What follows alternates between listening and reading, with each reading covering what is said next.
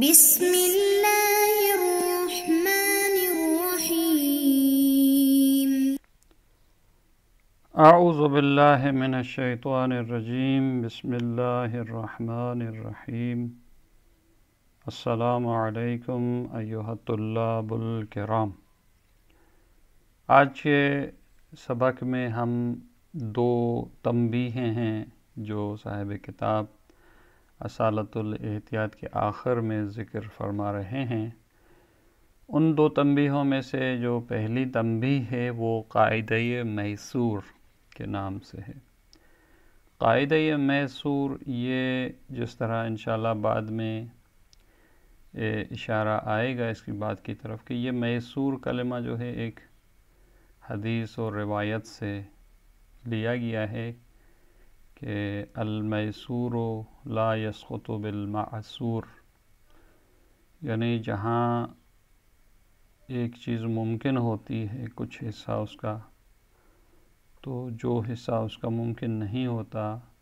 اس سے وہ ساقط نہیں ہوتا، کہ انشاءاللہ اس کی تفصیلی گفتگو اگلے سبق میں آئے گی۔ تو یہ قاعدہ میسور کے نام سے مشہور ہے۔ اب سوال یہ پیدا ہوتا ہے کہ یہ قاعدہ میسور یہاں اس کو ذکر کیا گیا ہے، اس کی کیا خصوصیت ہے؟ تو اس کے بارے میں صاحب کتاب جو ہے فرماتے ہیں کہ التنبیہ الاول قاعدۃ المیسور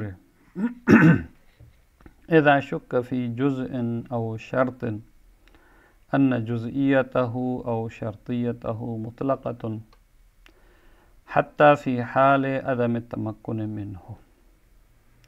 اب اس قاعدے میسور کو لانے سے پہلے ایک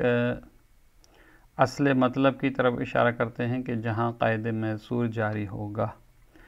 سب سے پہلا مسئلہ یہ ہے کہ جس طرح ہم پہلے بھی پڑھ کے آئے ہیں کہ کچھ واجبات یا بلکہ اکثر واجبات ان کے اجزاء ہیں، ان کے شرائط ہیں، مثلا نماز ہے، روزہ ہے، حج ہے، جتنے بھی تقریباً واجبات ہیں ان میں کچھ ان کے اجزاء ہوتے ہیں۔ نماز میں رکوع ہے، سجود ہے، قیام ہے، جو بھی ہیں شرائط ہیں، ان کی شرائط نماز پڑھنے کی شرائط ہوتی ہیں، جس جگہ نماز پڑھی جاتی ہے ان کی شرائط ہیں۔ تو اب سوال یہ پیدا ہوتا ہے کہ یہ جو اجزاء، جز یا شرائط یا شرط جو ہے یہ آیا ہمیشہ جز اور شرط ہوتے ہیں، یعنی یہاں تک کہ انسان ان کو انجام نہ دے سکے؟ لہذا اسی بات کی طرف اشارہ کرتے ہوئے فرماتے ہیں اذا شک فی جزء او شرط، شک کیا جائے کہ یہ جز اور شرط اس کی ان جزئیتہ او شرطیتہ، کہ اس کی جزئیت اور شرطیت مطلقۃ ہے، یعنی ہر حال میں ہے، حتی فی حال عدم التمکن منہ، یہاں تک کہ انسان اس کو انجام نہ دے سکے۔ مثلا ایک شخص ہے وہ سورہ فاتحہ نہیں پڑھ سکتا، مثلا اگر مطلقۃ ہے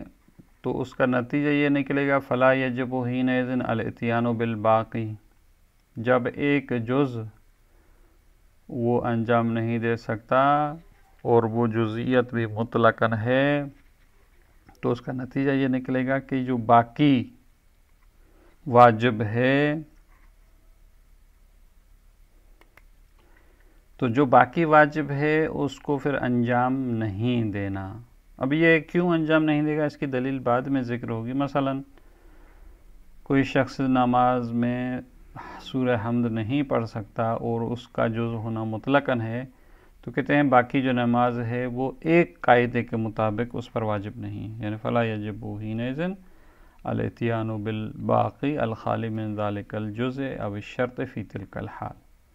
یا وہ شرط جو ہے وہ مثلا اس حال میں انجام نہیں دے رہا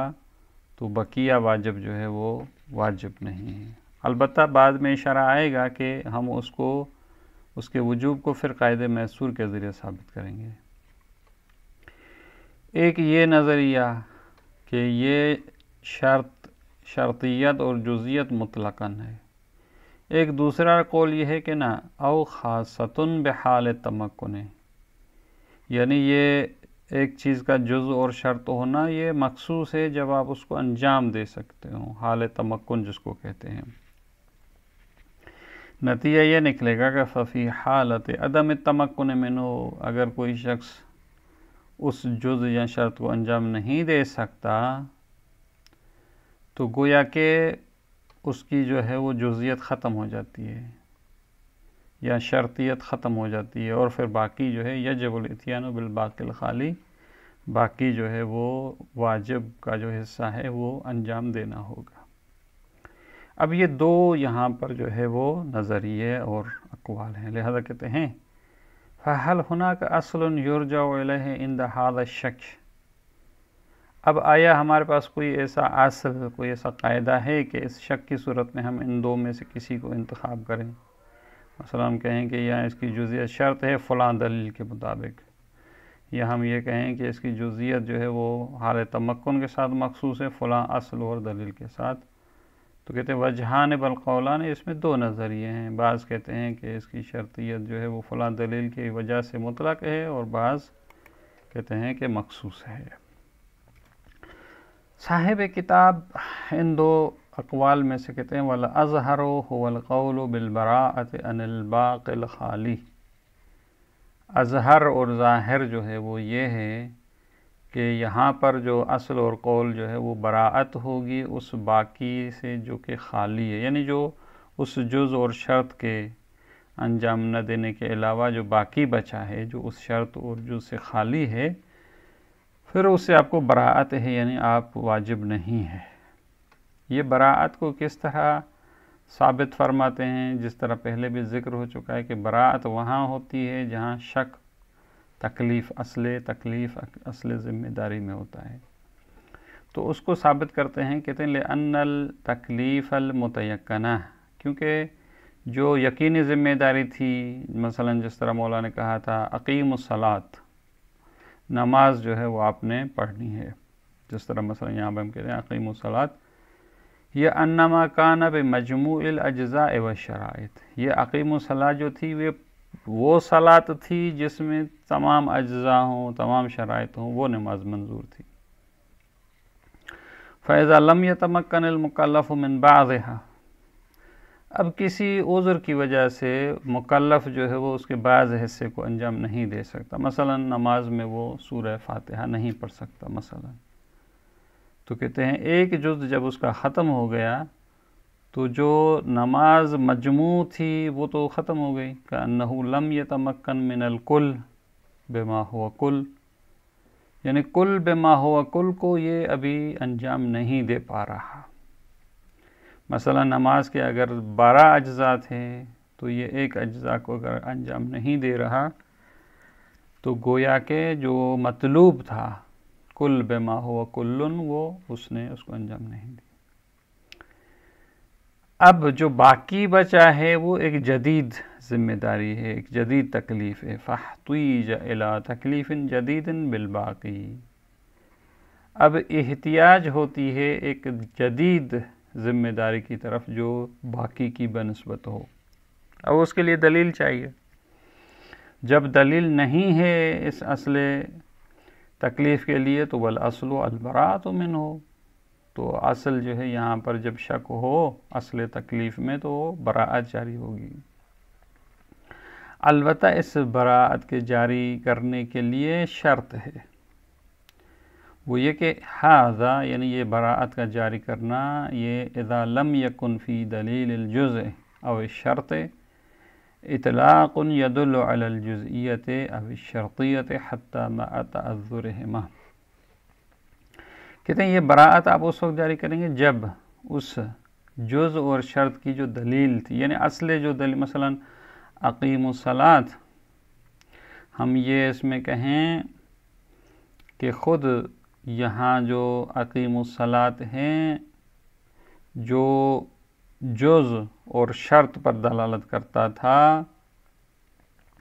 اس میں ایسا اطلاق ہو، جس طرح نیچے بھی اس کی ایک مثال ذکر فرماتے ہیں، ایسا اطلاق نہ ہو یدل علی الجزئیت او الشرطیت حتی مع تعذر، مثلا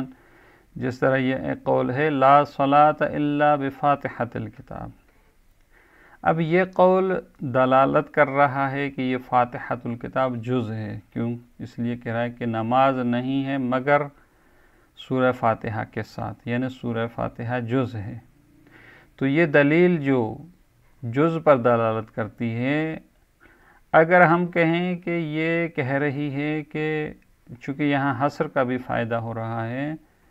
یعنی یہ ہر حال میں جو ہے وہ مثلاً جز ہے، یدل علی الجزیت یا بالشرطیت، یا دوسری مثال جو ہے مثلاً لا صلاۃ الا بطہور، یہ شرطیت کی طرف اشارہ ہے کہ طہارت جو ہے وہ صلاۃ کے لیے شرط ہے. تو لہذا دونوں مثالیں یہاں انہوں نے یہاں ذکر بھی کی ہیں کہ مثلاً ہم فاتحۃ الکتاب کو لے لیں جو جز ہے، یا الا بطہور کو لے لیں جو شرط ہے. اگر اسی لا صلاۃ الا بفاتحۃ الکتاب او الا بطہور میں اطلاق ہو جو یہ کہے کہ بھئی یہ نماز میں جو فاتحۃ الکتاب جز ہے یا طہارت شرط ہے، یہ مطلقاً ہے حتی ما تعذرہم، حتیٰ کہ اس صورت میں کہ آپ اس کو انجام نہ دے سکے، پھر بھی اپنی جگہ پر یہ جز اور شرط ہے، تو پھر براءت جاری نہیں ہوگی. لہٰذا براءت کا جاری ہونا اس وقت ہو جب ہمارے پاس اطلاق نہ ہو، یا او قرینۃ تدل علیہ، یا کوئی دوسری دلیل جو یہ کہے کہ یہ جز اور شرطیت مطلق ہے. اگر کوئی دوسری دلیل نہ ہو تو پھر براءت جاری ہوگی. مثل قولہ لا صلاۃ الا بفاتحۃ الکتاب او الا بطہور کی یہ دونوں مثالیں ہو گئی. اب فلعل ظاہرها عدم وجوب الصلاۃ بدونہما. البتہ صاحب کتاب کہتے ہیں کہ شاید اس کا ظہور اس میں ہو کہ ان دونوں کے بغیر، یعنی اگر کوئی فاتحۃ الکتاب جو جز ہے یا مثلاً جو طہارت ہے، ان کے بغیر جو ہے نماز واجب نہ ہو. یعنی یہ وہی مطلقاً پر دلالت کرتی ہے کہ جب مطلقاً ہوگا تو کل بما ہوا کل کو انجام اس نے نہیں دیا، جس کا نتیجہ یہ نکلے گا کہ باقی جو ہے نماز واجب نہیں ہے. ایک یہ وَأَيْزَن، اور دوسری جو مثلاً یہاں پر ہم اس کو دلیل کے طور پر ذکر کر سکتے ہیں، وہی اقیموا الصلاۃ ہے. وَأَيْزَن اِذَا لَمْ يَكُنْ فِي دَلِيلِ الْمَأْمُورِ بِهِ، یعنی دلیل معمور بہ وہی اقیموا الصلاۃ تھا، چونکہ معمور بہ نماز ہے، یہ نماز جو ہے اس کی دلیل اقیموا الصلاۃ ہے. خود اس معمور بہ کی جو دلیل ہے، اس میں بھی اگر مثلا اطلاق نہ ہو، اگر اس میں بھی ہم یہ کہیں کہ اقیموا الصلاۃ یہ دلالت کرتی ہے اس کے اجزاء جو بھی ہیں وہ علی الاطلاق اجزاء ہیں، پھر بھی براءت جاری نہیں ہوگی. لہذا کہتے ہیں وہ ایزن، اسی طریقے سے ایک جو اقیموا الصلاۃ ہے یا جو معمور بہ کی دلیل ہے، اس میں بھی اطلاق نہ ہونا چاہیے. او قرینۃ، یا کوئی قرینہ نہ ہو کہ یفہم منہما، کہ اس سے سمجھا جائے وجوب الباقی. کیونکہ اگر کوئی اطلاق اور قرینہ ہوگا تو پھر براءت جاری نہیں ہوگی. وَإِلَّا فَمَا أَحَدِ هَذَيْنِ الْإِطْلَاقَيْنِ، اگر ان دو اطلاقوں میں سے کوئی، یعنی یا تو اطلاق دلیل معمور بہ میں ہو، یا اطلاق جس طرح پہلے ذکر ہوا خود جو اس جز کی دلیل تھی، جس طرح لا صلاۃ الا بفاتحۃ الکتاب، اس میں بھی اطلاق نہ ہو، اور معمور بہ جو دلیل ہے اس میں بھی اطلاق نہ ہو. اول قرینتین، یا اس میں مثلا دلیل معمور بہ میں قرینہ ہو، یا اسی طریقے سے جو جز اور شرط کی دلیل ہے اس میں قرینہ ہو. اگر یہ قرینے ہو گئے تو فلا مجرا لاصل البراءہ، تو پھر براءت جاری نہیں ہو سکے گی. تو حاصل مطلب یہ ہے صاحب کتاب کا کہ سب سے پہلے ہمیں دیکھنا پڑے گا کہ اس معمور بہ کی جو دلیل ہے یا خود جو اس جز اور شرط کی جو دلیل ہے اس میں کوئی اطلاق یا کوئی قرینہ نہ ہو جو اس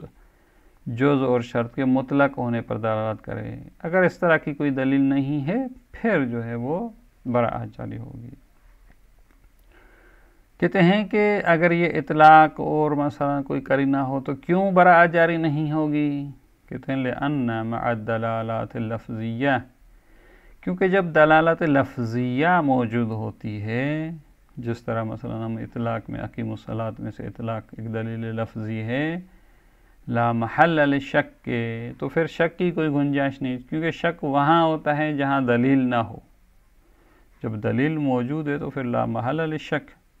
جب شک بھی نہیں ہے تو الذی هو مجرى الاصول العملیہ، شک وہ ہے جہاں اصول عملیہ جاری ہوتے ہیں، اب شک ہی نہیں ہے تو پھر براعت یا اصول عملیہ میں سے دوسری کوئی اصل عملی جاری نہیں ہو سکے۔ وَإِذَا كَانَ هُنَاكَ إِجْمَاعٌ قُدِّمَ عَلَى الْقَرِينَةِ أَيْضًا،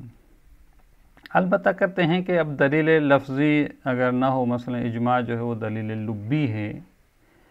تو کہتے ہیں اگر ہمارے پاس ایک دلیل لبی ہو تو وہ پھر قرینے پر جو ہے وہ کیا ہوگی، مقدم ہوگی۔ مثلا کس طرح کہتے ہیں فَلَوْ قَامَ إِجْمَاعٌ عَلَىٰ أَنَّ غَيْرَ الْمُتَمَكِّنِ مِنَ الْفَاتِحَةِ يَأْتِي بِصَلَاتِهِ خَالِيَةً عَنْهَا، اگر ہمارے پاس اجماع ہے، وہ یہ کہتا ہے کہ جو شخص متمکن نہیں ہے، مثلا سورہ فاتحہ کو نہیں پڑھ سکتا، تو وہ جو باقی نماز بچی ہے اس کو پڑھے گا، تو یہاں پر جو ہے یہ خود اجماع جو ہے ایک دلیل بن گئی کہ یہ اگر جز کو انجام نہیں دے سکتا کسی مجبوری کی وجہ سے تو دوسری نماز پڑھے گا، تو پھر وہ جو روایت تھی اس کو پھر ہمیں توجیہ کرنی پڑے گی، تو کہتے ہیں طرحت او اولت روایت لا صلاۃ الا بفاتحۃ الکتاب، تو یہ جو روایت تھی جو کہہ رہی تھی کہ بھئی فاتحۃ الکتاب جز ہے،